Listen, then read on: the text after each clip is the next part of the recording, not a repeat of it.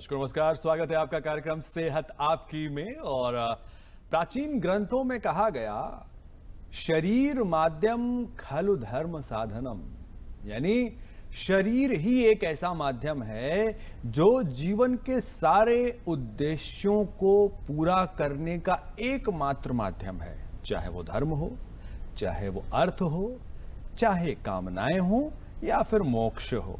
और किसी वजह से अगर ये हमारा शरीर प्रभावित होने लगता है तो हमारे जीवन के उद्देश्य सीधा सीधा प्रभावित होने लगते हैं।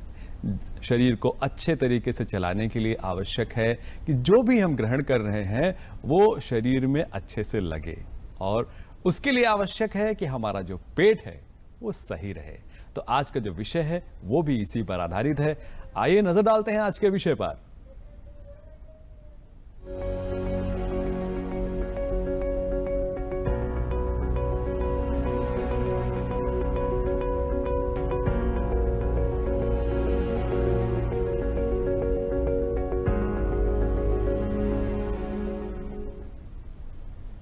तो आज का विषय है पेट की टीबी, कारण, लक्षण और उपचार।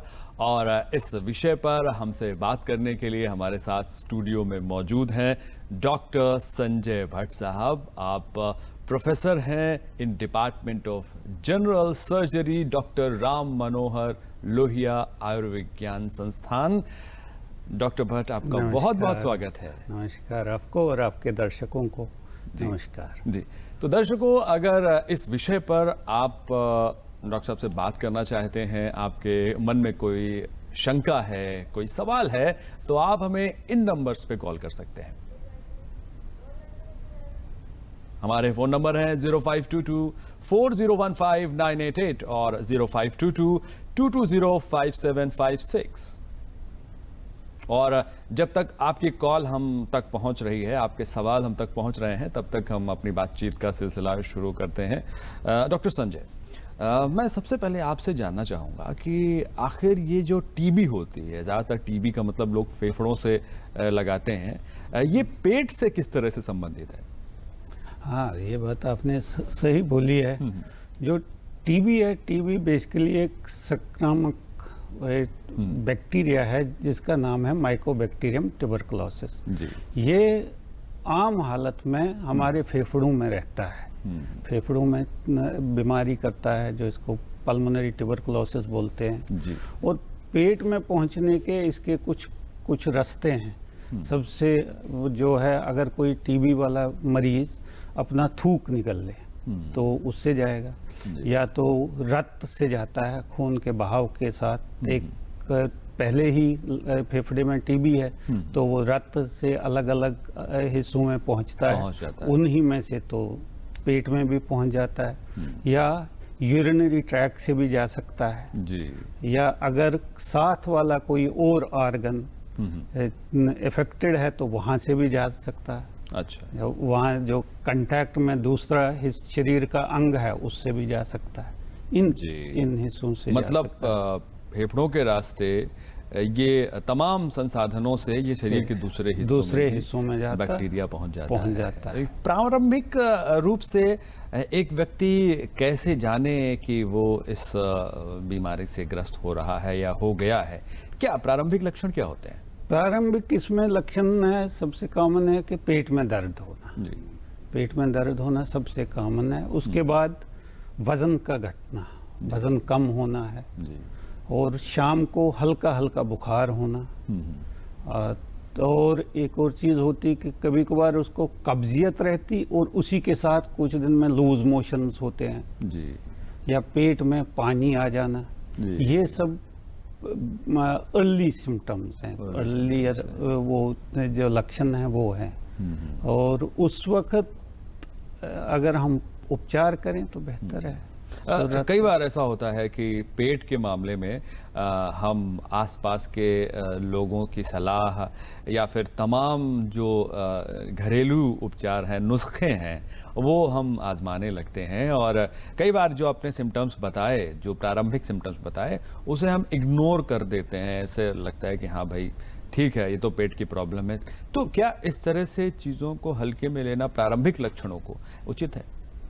नहीं, देखिए, कोई प्रारंभिक लक्षण तो बहुत सारी चीज़ों के ऐसे हो सकते हैं। बिल्कुल, बहुत तो कॉमन लक्षण है। बहुत कॉमन लक्षण है। तो लेकिन एक चीज़, अगर आपने प्रारंभिक उपचार किया, उससे फायदा नहीं हो रहा है, 1-2 हफ्ते में आपको लग रहा है कि ये ठीक नहीं हो रहा है, तो मुझे लगता है कि बेहतर है कि आप और एक बेटर फैसिलिटी पे पहुँचे, या जहाँ मेडिकल कॉलेज है वहाँ, या अगर नहीं तो जिला चिकित्सालय है वहाँ पे, हर जगह पे ये सुविधाएं, वहाँ पे पहुँचे तो वहाँ से इलाज करवाएं, वो बेहतर रहेगा। बेहतर होगा। वो बेहतर है। अनएक्सप्लेन्ड जो कई बार पेट दर्द इनफैक्ट ये जो डिले इन डायग्नोसिस हमारे पास है कि प्रारंभिक शुरू, इसमें तकरीबन 3 से 6 महीने का फर्क इसी में है, निकल जाता है। इसी में निकल जाता है। तो इसलिए अगर प्रारंभिक लक्षण है और मान के चलिए 2-3 हफ्ते तक ठीक नहीं हो रहा, दोबारा हो रहा, तो बेहतर है इग्नोर न करके इसको आप बड़े स्वास्थ्य केंद्र पे, अगर आप पीएचसी पे हैं, पीएचसी वाले डॉक्टर साहब, तो अगर आप अपने लोकल में करें तो एक डेफिनेट जगह पे जाएं जहां डॉक्टर साहब हैं, वो उनसे उपचार लें। जी, तो मतलब डायग्नोसिस का जो पार्ट है वो सबसे ज्यादा महत्वपूर्ण पार्ट है, इसलिए क्योंकि डायग्नोसिस में डिले हुआ तो कॉम्प्लिकेशन हम बढ़ जाएंगे। बेसिकली शुरुआत में जो ट्रीटमेंट है वो तो दवाओं से है, सर्जरी का रोल सिर्फ कॉम्प्लिकेशंस पे है। जी जी। तो दवाओं से अगर आप अर्ली ऑन कर सकते हैं तो बहुत सारे हिस्से को आप कंट्रोल कर सकते हैं। क्या क्या टूल्स होते हैं डायग्नोसिस के? डायग्नोसिस में पेट के टीबी में आप एक प्रारंभिक तौर पे एक अल्ट्रासाउंड करा सकते हैं, जिससे ये पता चल सकता है कि पेट में पानी वानी तो नहीं आया है। अगर उससे पता नहीं चलता, या पेट में अगर पानी आया तो उसके जांच करा सकते हैं, लैब में जांच करा सकते। अगर ये सीटी स्कैन अवेलेबल है वहाँ पे, तो वो भी हमें अब नया वाला उससे भी पता चल जाता है कि इंडिकेशंस मिल जाते हैं कि इस तरह की दिशा में कहीं बढ़ तो नहीं रहा है हमारा रोग। एक हमारे दर्शक हमारे साथ हैं अपने सवाल के साथ। जी, अपना नाम बताएं और अपना सवाल पूछें। मेरा नाम विनीत कुमार है जी, बताएं। और सर समस्या ये है कि 7 से 8 महीने के ऊपर समय हो गया है और खांसी आ रही है। मैं कोई भी दवाई खा लूं, कुछ भी कर लूं, कोई भी घरेलू नुस्खा उपचार कर लूं, कुछ भी कर लूं, खांसी सर बंद नहीं हो रही। तो सर क्या ये टीबी के लक्षण हो सकते हैं? नहीं, फेफड़े की टीबी हो सकती है, हो तो सकती है। इसके लिए आप एक चिकित्सालय पे जाइए, वहाँ पे जांच करवाइए, है ना। इतने अगर 8 महीने से लगातार खांसी हो रही तो इसको डायग्नोसिस पे तो पहुँचना चाहिए, है ना। ये जो टाइम पीरियड है ये काफी महत्व रखता है कि 8 महीने से लगातार इनफैक्ट अगर आपको 2 हफ्ते से ज़्यादा कंटिन्यूस खांसी आ रही है तो आपको जाना चाहिए। जी जी। तो हम बात को आगे बढ़ाते हैं। ये जो पेट की टीबी है, क्योंकि इसे कई बार एक सोशल स्टिग्मा भी इसके साथ जुड़ा हुआ है। लोग बचते हैं ऐसे रोगियों से, उनके संपर्क में आने से, क्योंकि एक कम्युनिकेबल डिजीज मानी जाती है फेफड़े वाली टीबी। क्या पेट वाली भी ऐसा, पेट की टीबी के साथ ऐसा कुछ? नहीं, पेट के टीबी के साथ संक्रमण का नहीं है। सिर्फ एक चीज में हो सकता है, अगर पेट के टीबी के साथ फेफड़े की टीबी भी हो, जो कि तकरीबन 20 से 25% लोगों में होता है, तो उस सूरत में। लेकिन पेट का टीबी एज सच संक्रमण नहीं है, न मलमूत्र से ये इन्फेक्ट कर सकता है। जी, तो मतलब कोई ना कोई हिस्ट्री जरूर रही होगी फेफड़े की टीबी की। वो डेफिनेटली होती है। फेफड़े की टीबी की पुरानी हिस्ट्री होगी, या अभी एक्टिव टीबी हो सकता है कि लक्षण ना आए, लेकिन शरीर में वो होंगे। जी, हम बात करते हैं इसके मेडिकेशन की, दवा की। कितने दिनों तक दवा लेनी पड़ती है आफ्टर डायग्नोसिस? क्या प्रक्रिया होती है? तो इसकी दवा तो आप जो 2 फेजेस हैं, एक है इंटेंसिव फेज जो 2 महीने की होती है, फिर 4 महीने की मेंटेनेंस फेज है जी। ये हर डॉट सेंटर में जो डिस्ट्रिक्ट लेवल पे है, और इनफैक्ट प्राइमरी हेल्थ सेंटर में भी डॉट सेंटर है, निशुल्क दवा अवेलेबल होती है।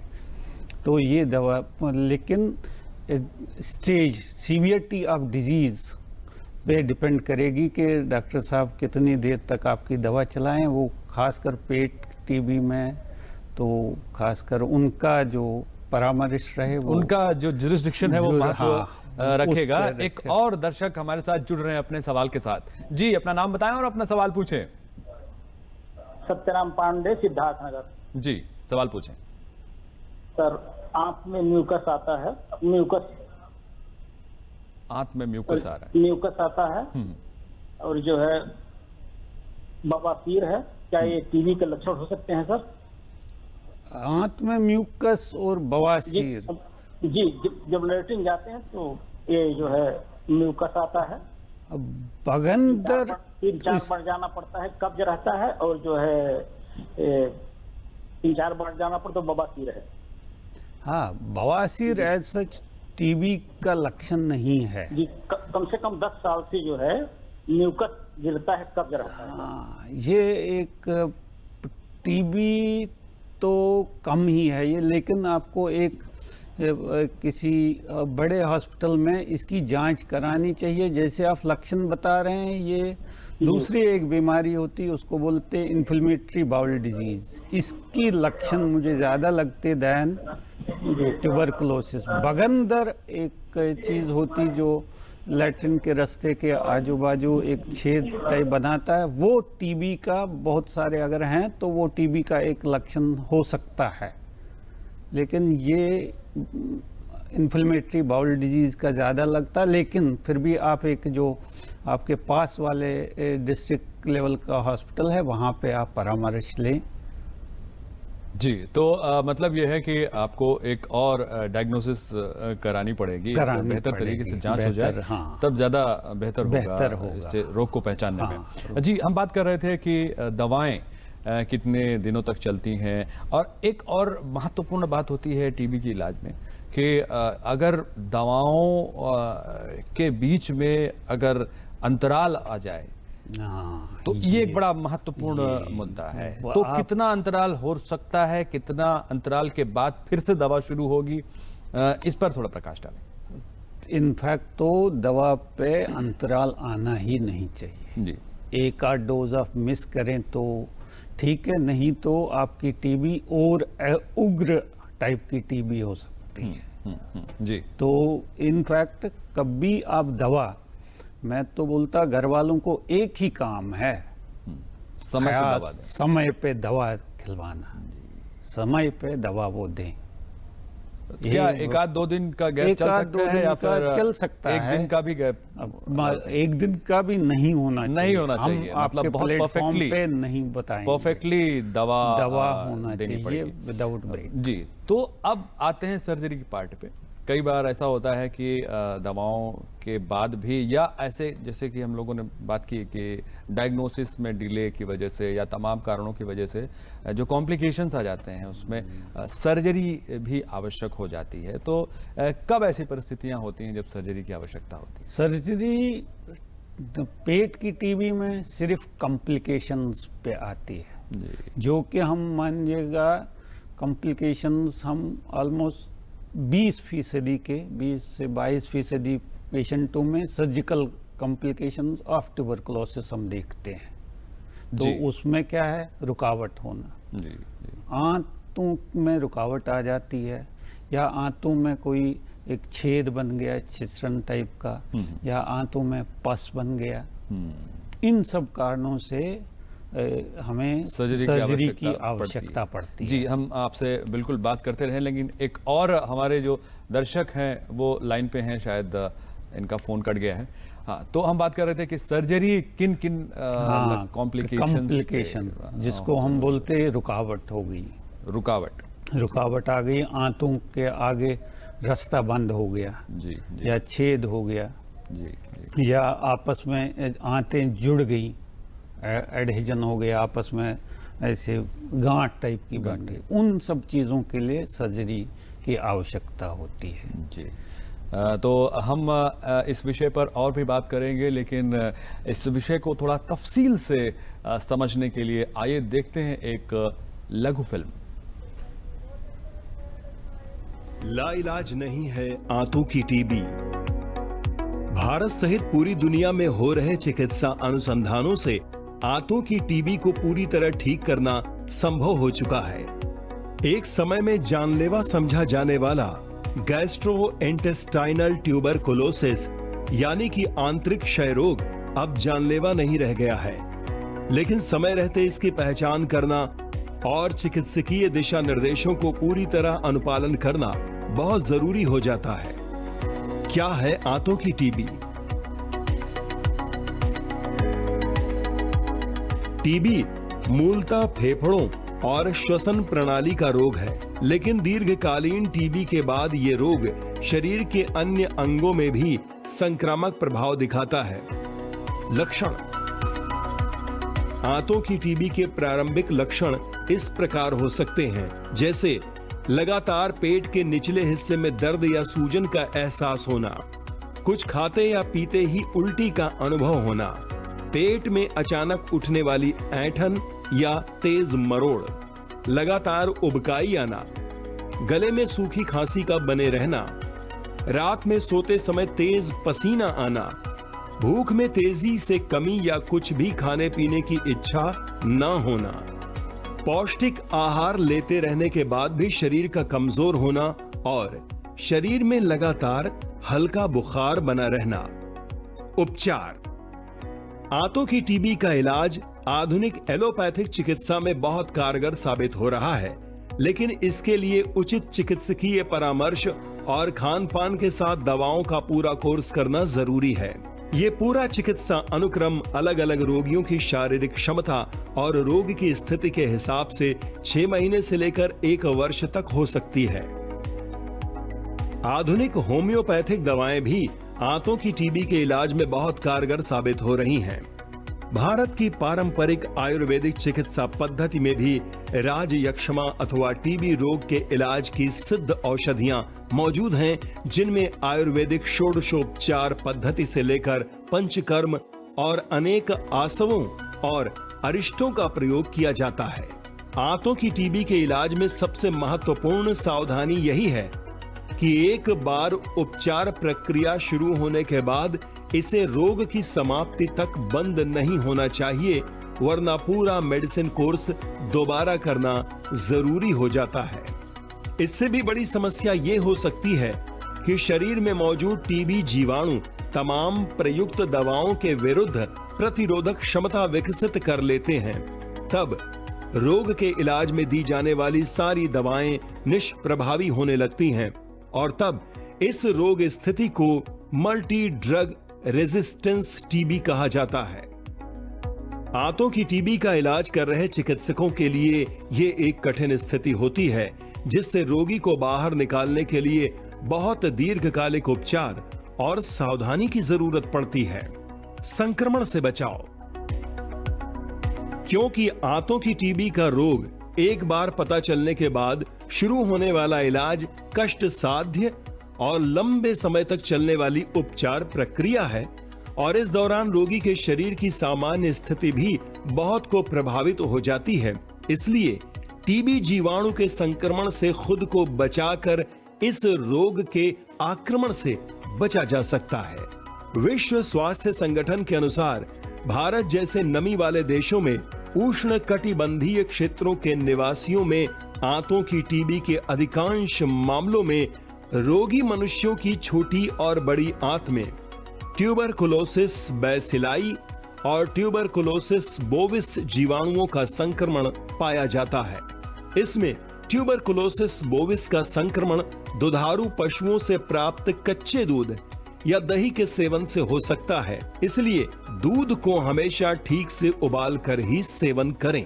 इसके अलावा फेफड़ों की टीबी से ग्रस्त रोगी की देखभाल करते समय, उसके बिस्तर की सफाई करते समय या उसके द्वारा प्रयुक्त बर्तनों को ठीक प्रकार से धोए बिना स्वस्थ मनुष्यों द्वारा प्रयोग करने से टीबी जीवाणु का संक्रमण पेट तक पहुंच सकता है। इसलिए ऐसे रोगी को पूरी तरह से स्वस्थ होने तक घर के अलग कमरे में रखें और उसके खाने पीने के बर्तनों से लेकर कपड़ों तक के प्रयोग में सावधानी बरतें। खान पान। हर प्रकार का टीबी संक्रमण रोगी मनुष्य के शरीर में प्रोटीन के पाचन की प्रक्रिया को बाधित करता है।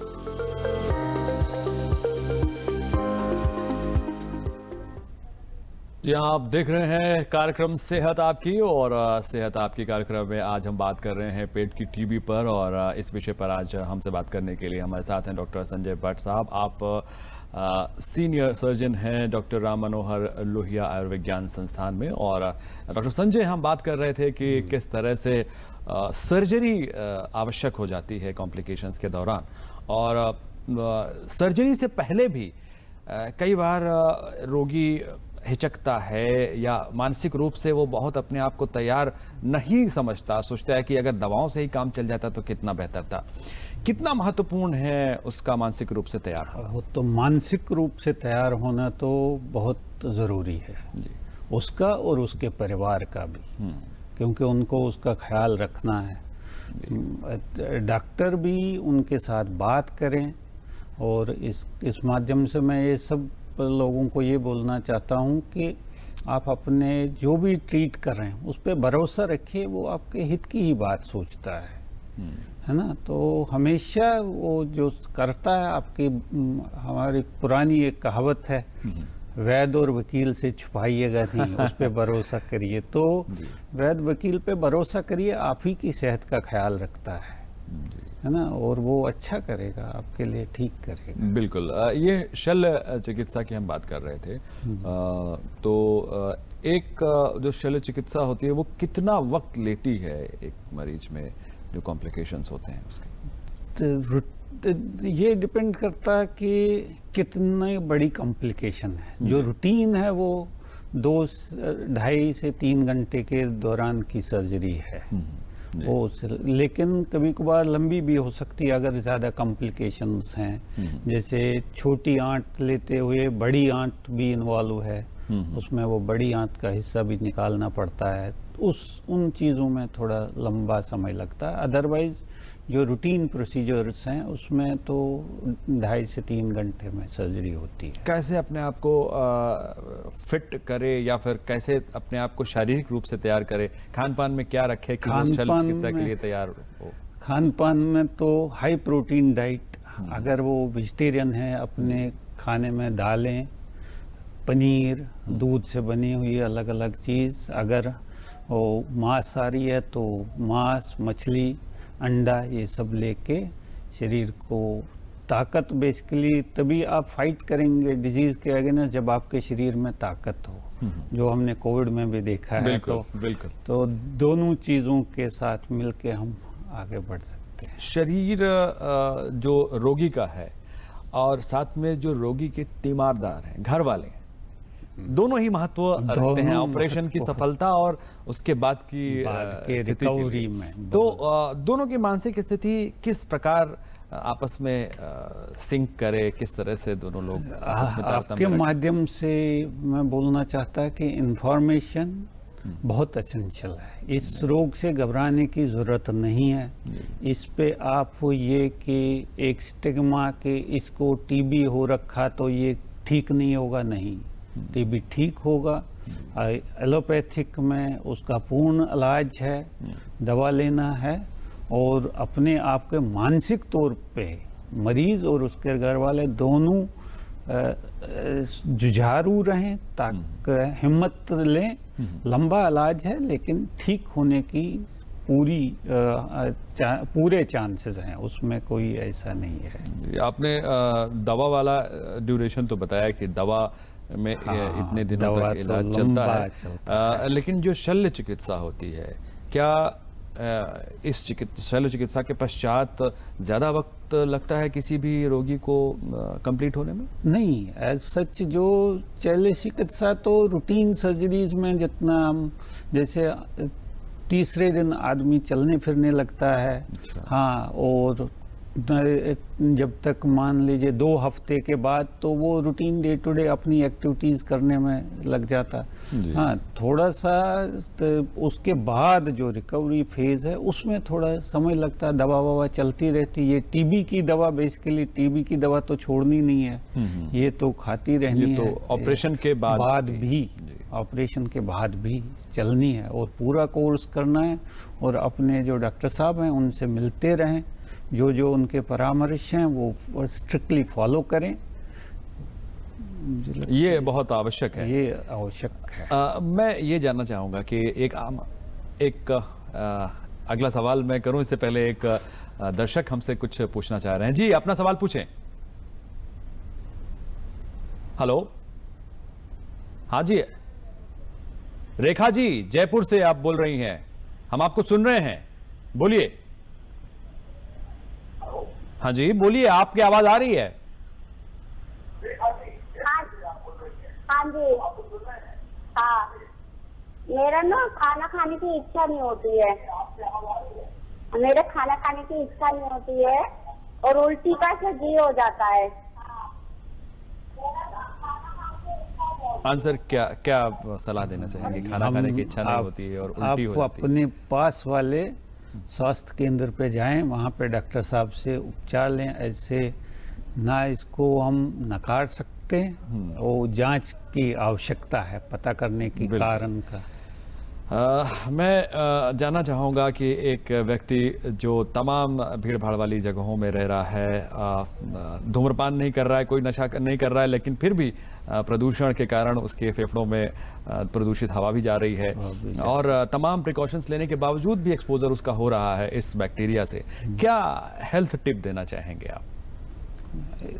पहले भीड़ भाड़ वाले इलाकों में आप मास्क पहने, ये एक आवश्यक चीज़ रहेगी। और अगर छोटे से भी लक्षणों का ध्यान रखने की ज़रूरत है, जैसे पेट में दर्द होने लगा है तो मानिए कुछ हफ्ता भर आप अपना इलाज आजू बाजू करिएगा, लेकिन उसके बाद डॉक्टर साहब के पास जाइएगा। अगर सिम्टम्स नहीं रुकते हैं, अगर नहीं रुकते तो, अगर प्रोलॉन्ग सिम्टम्स हैं तो, और उसके साथ अपना जैसे खान पीन में असर रखना है, और नियमित रहना सबसे ज़रूरी है। एक्सरसाइज करनी है, समय से उठना है जी। सब। तो नियमितता रहना बहुत आवश्यक है और साथ में अपने खान पान पर भी ध्यान देना बहुत आवश्यक है। अगर इस कार्यक्रम से संबंधित आप कोई बात कहना चाहते हैं, कोई प्रतिक्रिया देना चाहते हैं, तो आप इन माध्यमों से हमें प्रतिक्रिया दे सकते हैं।